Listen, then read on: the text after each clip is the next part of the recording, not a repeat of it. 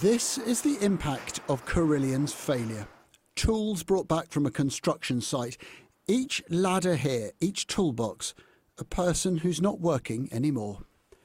At this London decorating business, the collapse of Carillion has left a £200,000 hole.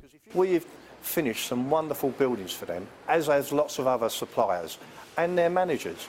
And from that level down, everyone is disappointed that we've all carried out the work, we've all supplied the men, we've all supplied the labour, and the clients are happy. This is not poor workmanship or someone not managing their business right. It's purely the money being manipulated somewhere. Carillion went into liquidation with debts of around £1.5 billion.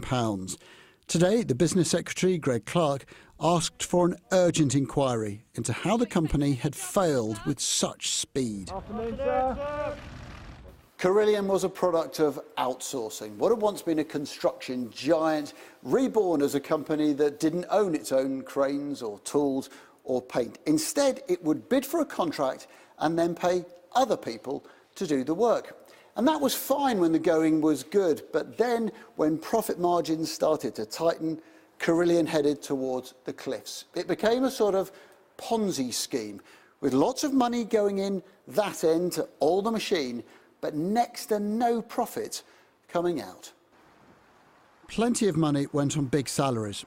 Carillion's former chief executive, Richard Howson, lives on this estate in Yorkshire. He left the company 6 months ago after issuing a profits warning, but he's still being paid a salary of £660,000. There was no sign of him today, but the company's directors all face investigation. The impact of this corporate failure is huge. This landscape gardening company has lost 15% of its turnover overnight, and 10 people have been laid off. I feel very let down that some of my people, some good people that have got mortgages, they've got families, they're earning money to put bread on the table, have had to lose their jobs. Just 6 months ago, Carillion got a lucrative blue-chip contract to help build HS2. Now, Carillion is dead.